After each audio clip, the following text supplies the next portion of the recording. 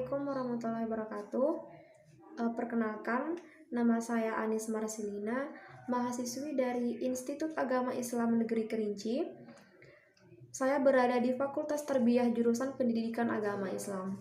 Tepatnya sekarang saya berada di semester 6 di lokal P6A.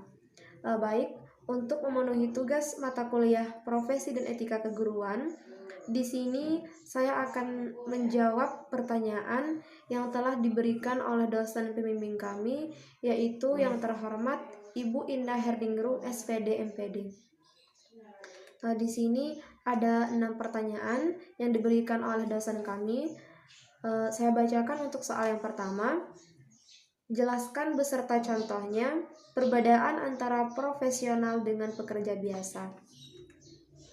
Menurut pendapat saya, jika kita berbicara tentang profesional dengan pekerja biasa, tentu dari dua kata tersebut memiliki perbedaan yang sangat berbeda.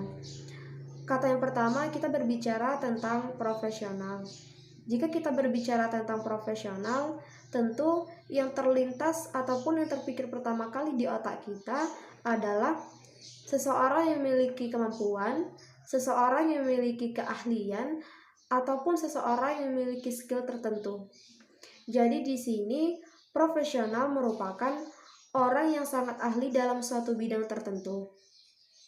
Orang yang profesional ini biasanya menyandang suatu jabatan atau keahlian ataupun keterampilan yang dilakukan dengan keahlian tertentu yang memiliki keterampilan yang tinggi. Itu disebutkan dengan profesional. Jadi contoh dari profesional ini salah satunya seperti manajer.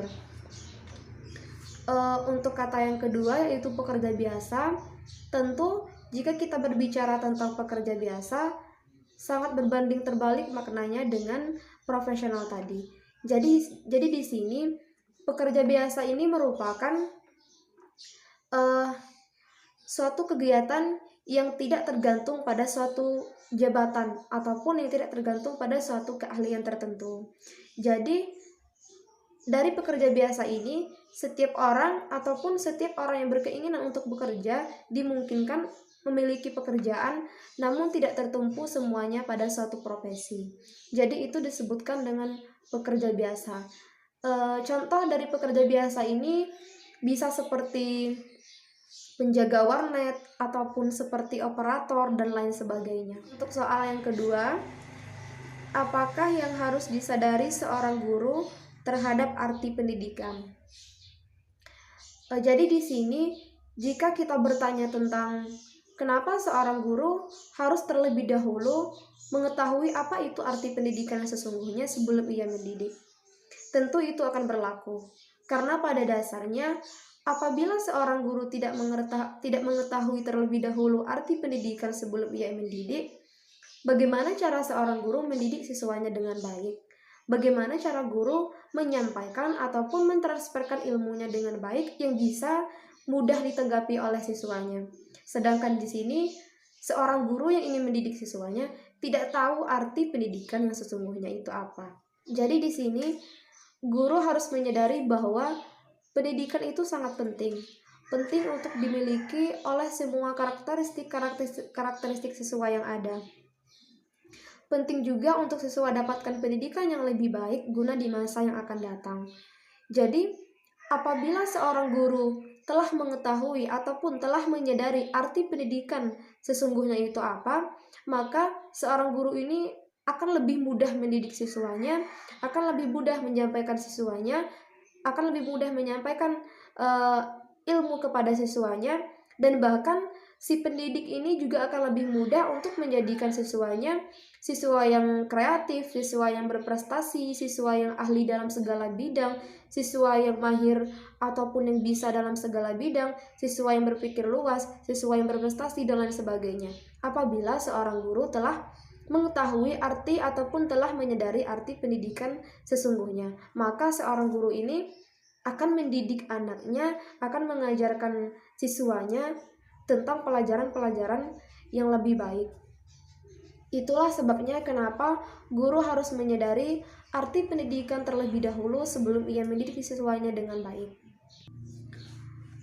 Untuk soal yang ketiga, sebutkan syarat-syarat profesi keguruan menurut National Education Association.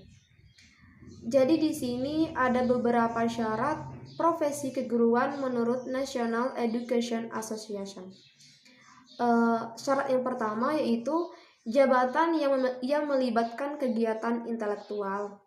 Syarat yang kedua yaitu jabatan yang memerlukan latihan dalam jabatan yang berkesinambungan. Syarat yang ketiga, jabatan yang mempunyai organisasi profesional yang kuat dan terjalin erat. Syarat yang selanjutnya, jabatan yang menggeluti ilmu khusus. Syarat yang kelima, jabatan yang memerlukan persiapan profesional. Jadi itu merupakan dari beberapa syarat profesi keguruan menurut National Education Association. Untuk soal yang selanjutnya yaitu soal yang keempat, apa yang dimaksud dengan pengembangan profesi guru? Jelaskan alasan pengembangan profesi guru. Jadi di sini pengembangan profesi guru ini merupakan sebagai upaya yang dilakukan untuk meningkatkan taraf ataupun untuk meningkatkan derajat profesi seorang guru yang menyangkut kemampuan guru, baik penguasaan materi, penguasaan metodologi, serta sikap keprofesionalan guru yang menyangkut motivasi dan komitmen guru dalam menjalankan tugas sebagai guru. Jadi, alasan pengembangan profesi guru ini untuk meningkatkan mutu guru agar guru lebih profesional dalam pelaksanaan tugas dan tanggung jawabnya sebagai guru. Untuk soal yang kelima, mengapa seorang guru harus meningkatkan kompetensinya? Jadi kita bertanya tentang mengapa, otomatis di sini timbul jawaban bahwa apabila kompetensi seorang guru itu rendah, maka muridnya kelak pun otomatis akan mendapatkan ataupun akan menjadi generasi yang bermutu rendah pula. Itulah sebabnya kenapa seorang guru di sini dituntut ataupun harus mempunyai ataupun harus memiliki kompetensi yang tinggi. Karena pada dasarnya seorang guru di sini memiliki kewajiban untuk mencerdaskan anak bangsa, untuk membuat anak bangsa itu lebih kreatif, lebih berpikir luas, bagaimana caranya berprestasi, bagaimana caranya menjadi anak bangsa yang cerdas. Jadi itulah kenapa dituntutnya seorang guru harus memiliki kompetensi yang tinggi. Bukan hanya cerdas secara fisik, tetapi di sini guru dituntut untuk mendidik siswa lebih cerdas secara emosional pun juga. Hal yang terakhir yaitu yang nomor 6, jelaskan program peningkatan kompetensi guru diklat dan non-diklat. Yang pertama yaitu program peningkatan kompetensi guru diklat. Program seperti magang itu merupakan program peningkatan kompetensi guru diklat. Jadi di sini program magang adalah pelatihan yang dilaksanakan di dunia kerja atau industri yang relevan dalam rangka meningkatkan kompetensi profesional guru.